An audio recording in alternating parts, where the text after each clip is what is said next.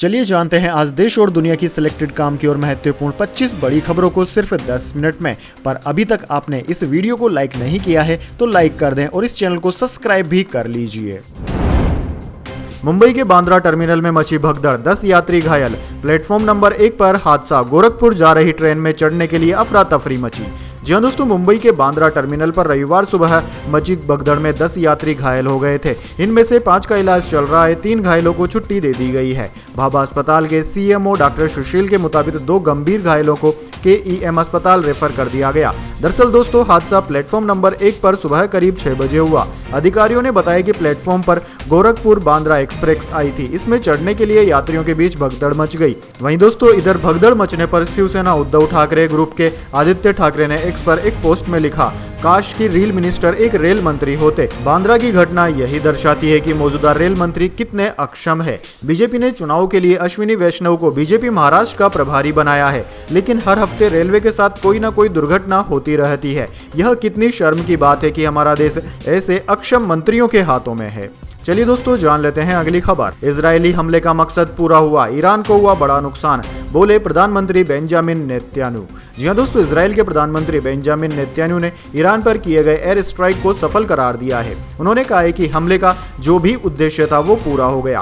बीते दिनों इजराइल ने ईरान के मिलिट्री ठिकानों को निशाना बनाने का दावा किया था। इस हमले में ईरानी सेना के कम से कम 4 जवान भी मारे गए थे। ईरान ने हमले पर कहा कि उसे ज्यादा नुकसान नहीं हुआ है, लेकिन इजरायली प्रधानमंत्री को इसका खंडन करना पड़ा है। प्रधानमंत्री नेतन्याहू ने इसे राष्ट्रीय सुरक्षा के लिए एक अहम सफलता के रूप में पेश किया और कहा कि इस ऑपरेशन ने इजराइल की सुरक्षा और फ्यूचर की रणनीति को मजबूती दी है। उन्होंने कहा कि हमला ईरान के उन ठिकानों पर केंद्रित था जो इजराइल की सुरक्षा के लिए सीधा खतरा बन रहे थे। चलिए दोस्तों, जान लेते हैं अगली खबर। ममता बनर्जी ने पश्चिम बंगाल के लिए क्या किया, अमित शाह ने उठाया सवाल, घुसपैठ पर कही यह बात। जी हां दोस्तों, केंद्रीय गृह मंत्री अमित शाह ने रविवार को बांग्लादेश से हो रही अवैध घुसपैठ को लेकर कहा कि पश्चिम बंगाल में शांति तभी संभव है जब यहां घुसपैठ रुकेगी। उन्होंने दावा किया कि 2026 में पश्चिम बंगाल में अगर बीजेपी सत्ता में आती है तो अवैध घुसपैठ को पूरी तरह से रोक देगी।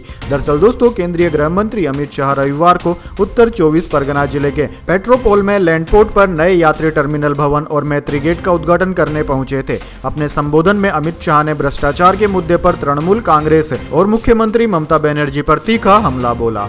चलिए जान लेते हैं अगली खबर। जम्मू कश्मीर को राज्य का दर्जा देने पर केंद्र हुआ सहमत, संसद के विंटर सेशन में प्रस्ताव लाया जाएगा, लद्दाख केंद्र शासित प्रदेश बना रहेगा। जी हां दोस्तों, केंद्र में जम्मू कश्मीर को पूर्ण राज्य का दर्जा बहाल करने पर सहमति बन गई है। वहीं लद्दाख केंद्र शासित प्रदेश बना रहेगा। दोस्तों, नवंबर के आखिरी हफ्ते में शुरू होने वाले संसद के शीतकालीन सत्र में इससे जुड़ा प्रस्ताव लाया जाएगा। राज्य के मुख्यमंत्री उमर अब्दुल्ला ने 23 अक्टूबर को गृह मंत्री अमित शाह और 24 अक्टूबर को प्रधानमंत्री नरेंद्र मोदी से मुलाकात की थी। इस दौरान उमर ने पूर्ण राज्य का दर्जा बहाल करने का आग्रह किया था। उन्हें इसी साल राज्य का दर्जा बहाल करने का आश्वासन मिल गया था। दरअसल दोस्तों, जैसा कि आपको पता है, साल 2019 में अनुच्छेद 370 और 35 से हटाते समय जम्मू कश्मीर और लद्दाख को 2 केंद्र शासित प्रदेश बना दिया गया था। सरकार ने उस समय ही राज्य के हालात सामान्य होने पर पूर्ण राज्य का दर्जा बहाल करने का भरोसा दे दिया था।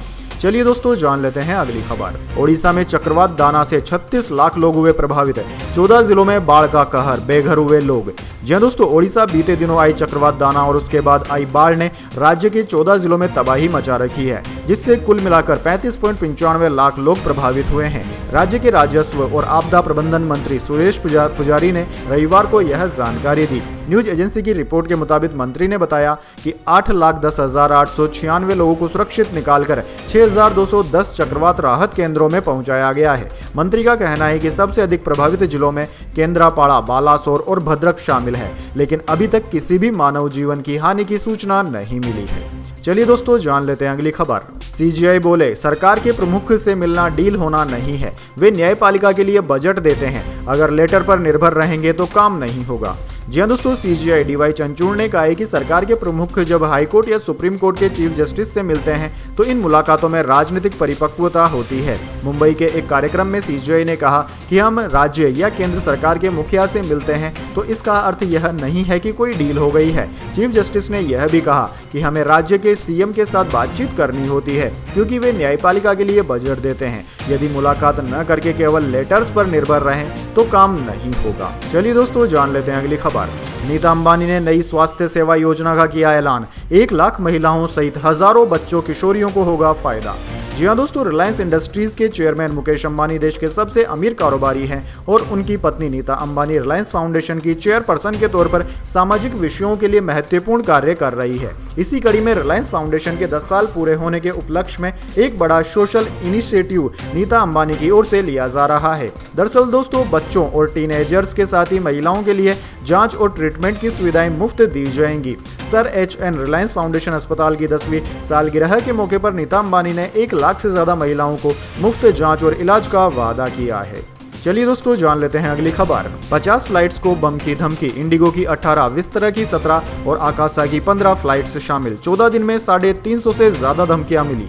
जी हाँ दोस्तों, 3 इंडियन एयरलाइंस की 50 फ्लाइट्स को रविवार को बम से उड़ाने की धमकी मिली है। इनमें इंडिगो की 18, विस्तारा की 17 और आकाशा की 15 फ्लाइट्स शामिल हैं। इस तरह 14 दिनों में 350 से ज्यादा डोमेस्टिक और इंटरनेशनल फ्लाइट्स में बम होने की धमकी मिल चुकी है। हालांकि दोस्तों, जांच में यह सभी धमकियां झूठी निकली है। उधर दोस्तों, केंद्र सरकार ने इन धमकियों पर सख्त रवैया अपनाया है। आईटी मिनिस्ट्री ने 26 अक्टूबर को एडवाइजरी जारी कर सोशल मीडिया प्लेटफॉर्म से कहा कि अगर वे ऐसी झूठी सूचनाओं को फौरन नहीं हटाते हैं तो उन्हें आईटी एक्ट के तहत मिलने वाली इम्यूनिटी रद्द कर दी जाएगी। मंत्रालय ने कहा है कि ऐसी सूचनाओं को तुरंत हटाकर इसकी जानकारी संबंधित अधिकारियों को भी देनी होगी। चलिए दोस्तों जान लेते हैं अगली खबर। विदेश मंत्री जयशंकर बोले, चीन बॉर्डर पर तनाव कम करना अगला स्टेप। यह तभी संभव जब भारत को यकीन हो जाए कि चीन भी यही चाह रहा। जी हाँ दोस्तों, भारत और चीन के बीच एलएसी पर पेट्रोलिंग को लेकर हुई समझौते पर विदेश मंत्री एस जयशंकर ने कहा कि सैनिकों की वापसी पहला कदम है, अगला कदम तनाव कम करना है। मुंबई में रविवार को एक प्रेस कॉन्फ्रेंस को संबोधित करते हुए विदेश मंत्री ने कहा, दोनों देशों के बीच तनाव तभी कम होगा जब भारत को यकीन हो जाएगा कि चीन भी ऐसा ही चाह रहा है। तनाव कम करने के बाद बॉर्डर को कैसे मैनेज किया जाए, इस पर चर्चा की जाएगी। चलिए दोस्तों जान लेते हैं अगली खबर। नेतन्याहू बोले, इजराइल ने ईरान को गंभीर नुकसान पहुंचाया। खोमेनी का जवाब, हमले को बड़ा चढ़ाकर न बताएं, इजराइल को हमारे युवाओं की ताकत समझना जरूरी है। जी हाँ दोस्तों, इजरायली प्रधानमंत्री बेंजामिन नेतन्याहू ने ईरान पर किए गए हमलों को लेकर बयान दिया। न्यूज एजेंसी एपी के मुताबिक नेतन्याहू ने कहा कि इजरायली हमले ने ईरान को गंभीर रूप से नुकसान पहुंचाया और साथ ही अपने सभी टारगेट्स को भी हासिल कर लिया। वहीं दोस्तों, अब ईरान के सुप्रीम लीडर अयातुल्लाह खोमेनी ने भी इस पर आज पहली बार बयान दिया है। खोमेनी ने कहा कि इजराइल के हमले को न तो बड़ा चढ़ाकर बताना चाहिए और न ही इसे कमतर समझना चाहिए। उन्होंने कहा कि इजराइल को ईरान और उसके युवाओं की ताकत समझना जरूरी है। ये अधिकारियों पर निर्भर करता है कि वो इजराइल को ईरानी जनता का संदेश कैसे देते हैं। अधिकारी ऐसे कदम उठाएं जो देश के हित में हो। चलिए दोस्तों जान लेते हैं अगली खबर। देश में बढ़ गया प्रदूषण, 11 शहरों का AQI 300 के पार। भिवाड़ी में हवा सबसे खराब, AQI का लेवल 610 रिकॉर्ड हुआ। घनी धुंध में छिपा ताजमहल। जी हाँ दोस्तों, दीपावली से 4 दिन पहले ही देश भर में प्रदूषण का लेवल खतरनाक स्तर पर पहुंच गया है। वेबसाइट AQI.in के मुताबिक रविवार सुबह 10 बजे तक देश के 11 शहरों का AQI लेवल 300 के पार रिकॉर्ड किया गया। इनमें भिवाड़ी, दिल्ली, नोएडा, मेरठ, गाजियाबाद, जयपुर, बुलंदशहर, अमृतसर, अलीगढ़, सोनीपत और फरीदाबाद का नाम शामिल है। दोस्तों, राजस्थान का भिवाड़ी 610 AQI के साथ देश का सबसे खतरनाक हाल वाला शहर रहा। वहीं दिल्ली भी गैस चैम्बर बन गया है। यहाँ रविवार सुबह आनंद विहार में 400 पार AQI रिकॉर्ड किया गया। आगरा में भी प्रदूषण और धुंध के चलते ताजमहल धुंधला नजर आया। वहीं मुंबई के मरीन ड्राइव में भी सुबह स्मोक की लहर देखी गई।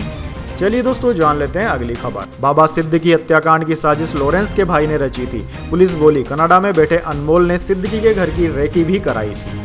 जी हाँ दोस्तों, एनसीपी नेता बाबा सिद्दीकी की हत्या की साजिश गैंगस्टर लॉरेंस बिश्नोई के कनाडा में बैठे भाई अनमोल ने रची थी। टाइम्स की रिपोर्ट के मुताबिक मुंबई क्राइम ब्रांच ने बताया कि हत्याकांड के आरोपी रामफुल कंजोइया और नितिन सप्रे से पूछताछ के दौरान अनमोल की साजिश रचने वाली बात सामने आई है। अनमोल ने एक अन्य आरोपी सुजीत सुशील सिंह उर्फ डब्बू के जरिए हमले को अंजाम दिया। उसे शुक्रवार को लुधियाना से गिरफ्तार कर लिया गया था। उसके पास से हथियार भी जब्त किया गया है। डब्बू ही अनमोल और शूटर्स के बीच का लिंक था। उसने राजस्थान से हथियारों का इंतजाम कर शूटरों तक पहुंचाया था। चलिए दोस्तों जान लेते हैं अगली खबर। अटल टनल बनाने वाली एनफोक्रॉस का 5,430 करोड़ का IPO आएगा। कंपनी के पास 19,000 करोड़ के नए प्रोजेक्ट्स, MD परमशिवन ने इंटरव्यू में बताया। जी हाँ दोस्तों, अटल टनल और चिनाब ब्रिज बनाने वाली कंपनी एफकॉन्स इंफ्रास्ट्रक्चर लिमिटेड का 5,430 करोड़ का इनिशियल पब्लिक ऑफर यानी कि आईपीओ पब्लिक सब्सक्रिप्शन के लिए 25 अक्टूबर से ओपन हो गया है। यह आईपीओ 29 अक्टूबर को क्लोज होगा और इसकी लिस्टिंग 4 नवंबर को होगी। आईपीओ की लिस्टिंग से पहले दैनिक भास्कर को दिए इंटरव्यू में एफकॉन्स इंफ्रास्ट्रक्चर के एमडी परम शिवन श्रीनिवासन और कंपनी के corporate strategy head Hitesh Kumar Singh ने कंपनी और आईपीओ से जुड़ी कई बातें शेयर की है। उनका कहना है कि उनके पास 19,000 करोड़ के और नए प्रोजेक्ट्स हैं। चलिए दोस्तों, जान लेते हैं अगली खबर। किसान नेता राकेश टिकैत बोले, सलमान खान को माफी मांग लेनी चाहिए, लॉरेंस बदमाश आदमी है, वो कभी भी नुकसान पहुंचा सकता है। जी हाँ दोस्तों, किसान नेता राकेश टिकैत का कहना है कि सलमान खान को विश्नोई मंदिर जाकर माफी मांग लेनी चाहिए। राकेश टिकैत ने कहा कि यह समाज से जुड़ा मामला है, सलमान खान को मंदिर जाकर माफी मांग लेनी चाहिए, नहीं तो जेल में बंद आदमी पता नहीं कब टपकवा दे। उन्होंने आगे कहा कि लॉरेंस बदमाश आदमी है।